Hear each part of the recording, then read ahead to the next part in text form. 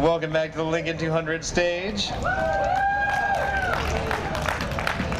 Thanks for coming to the First Person Story Slam. First Person Arts is an organization that exists to tell people's life stories. We believe that everybody has a story worth telling, and that by sharing our life stories with each other, it brings us closer to ourselves and closer to each other, and helps us to understand the world a little bit better. What you're going to hear from us today are two more sets of stories that are personal stories that revolve around themes from Abraham Lincoln's life, about things that either reflect things that he went through or just enduring themes that Lincoln struggled with and his influence on us today. Earlier, we told stories that took off from Lincoln's rural upbringing in a town where there really wasn't an educational system. But Lincoln overcame that by reading everything he could get his hands on. He even became certified as a lawyer just by reading and rereading books about law. Now, for our first story from Juliette Wayne is going to be a story about school and maybe about why Lincoln may have been lucky not to have actually gone to school and had to go through 6th grade. So please put your hands together for Juliette Wayne.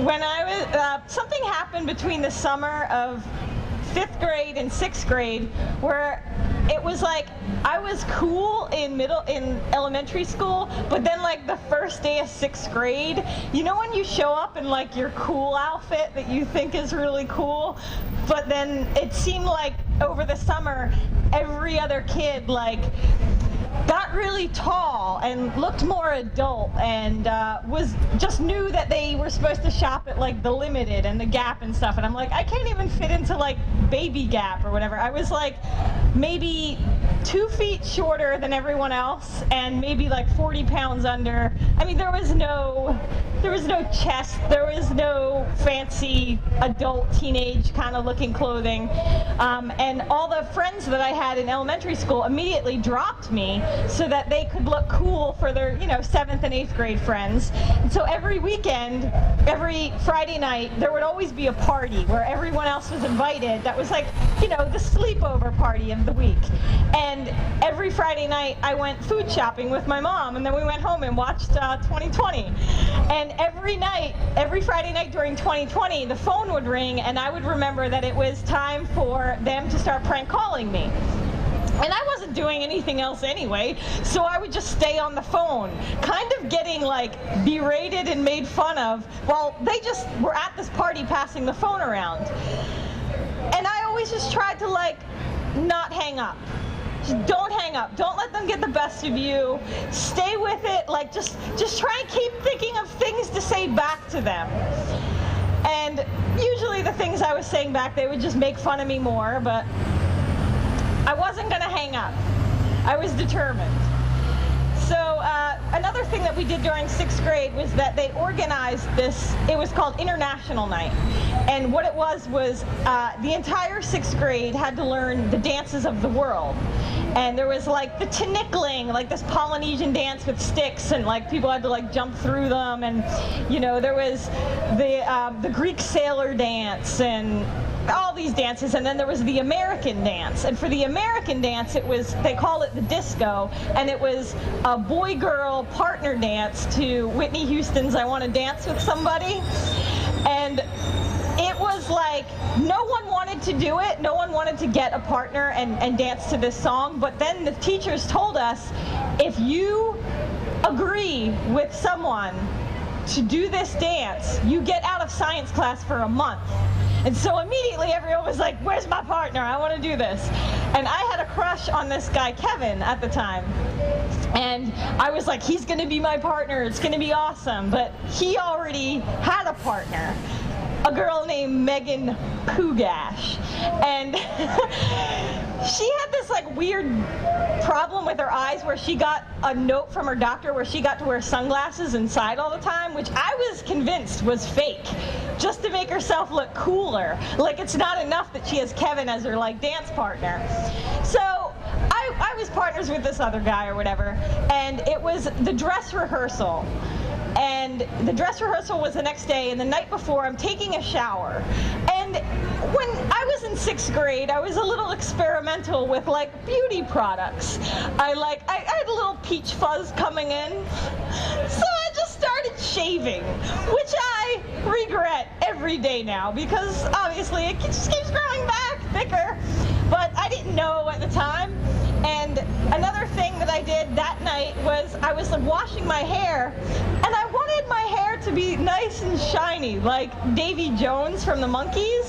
He had really nice hair, and I had a huge crush on him. So I was like, oh, I'll wash my hair with a little Vaseline.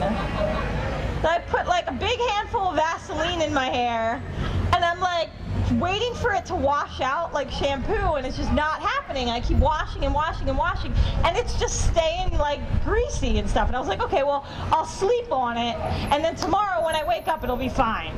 So I wake up the next day, it's still greasy, and I'm like, oh God, what am I gonna do? Oh, another thing that happened was a couple weeks before, I didn't like how my bangs were coming in, so I shaved off the whole front of my bangs. So I had like this much stubble, and then the day I woke up, Vaseline hair. So I go into school, and to counter the awkwardness of having this awful hair, I was like, I'm gonna wear my cool outfit. And my cool outfit consisted of a pair of pants I got from the Gap men's department that were on sale. They were huge plaid pants, and I had like some shirt or whatever, and I was really into, I really wanted a bolo tie, but I didn't have one, so I had like a shoelace and like some like my mom's like brooch or something, and then I topped the whole thing off with a purple blazer. And I was really into like Chinese, you know, characters, letters and stuff. So I had painted, like in red paint, this like Chinese character on the back of this like purple blazer that was like Dress Barn. It was like, my mom wouldn't even wear it. It was like shoulder pads or whatever. I thought that this would deflect some of the uncoolness of my hair at the time. So I'm wearing my cool outfit, I go to school. First period, no one says anything. Second period, someone's like, what's up with your hair? And I'm like, oh, it's just not dry yet. Third period, someone's like, your hair's not dry yet? And I'm like, oh yeah, it's just I put too much conditioner in. And then like by fourth period, we're all in the gym and we're all doing these dances, and there's this one girl and her name was Danielle. And Danielle had that like, that position where she wasn't really friends with the popular people, but they would listen to her because she was a big mouth and she knew everyone. So I was just happy to be that close to the popular people. So Danielle was talking to me and she was like, so what's going on with your hair? And I was like, dude, don't tell anyone. She's like, oh no, I won't. And I was like, I washed it with Vaseline. I thought it would come out. She was like, do you think it's ever gonna come out? And I was like, don't tell anybody, but I don't know. She immediately told everyone. So everyone in the gym, every sixth grader in the gym is made this huge semicircle around me. And one by one, people are like popping out of the semicircle, like daring to speak, and they're like, why did you do it? And I'm like, I wanted my hair to be shiny and healthy. And then someone else is like, do you think it'll ever come out? And I was like, yeah, it'll come out, it'll be fine. People do it all the time, it just comes right out. And they were like, if it comes out, why isn't it out now? And I was like, it just takes time. And then when it's done, my hair is gonna be really healthy. I was like trying to like hold my own, but I'm like losing it and I'm getting like really nervous.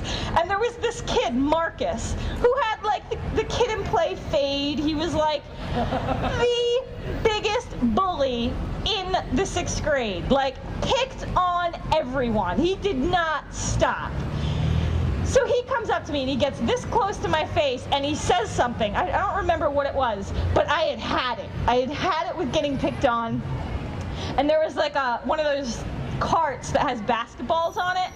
And I pulled one of the basketballs off the cart and I threw it at his face as hard as I could. And it was this moment where it hit his face and I was like, I'm so awesome, I'm totally dead. Like, it was this weird mixed feeling, and every kid in the grade was staring at me like, you're awesome and he's gonna beat you up after school. He's gonna do something. He's gonna get one of his girlfriends to do something. And so the teachers pulled me into the gym teacher's like office, this like glass thing. And at the time I thought it was because I threw this basketball at the head, but now, like, having been a teacher, I realized that it was for like my own protection, and they didn't like Marcus either, but they were just trying to help me. So I'm standing there and I'm watching for the rest of the day everyone practice the Whitney Houston dance, you know, and it's like Whitney Houston's all like, don't you want to dance? Say you want to dance? Don't you want to dance? And everyone's like dancing with their partner, like Megan and Kevin, or like getting down and everything, and I'm like, I hate you all. I hate you.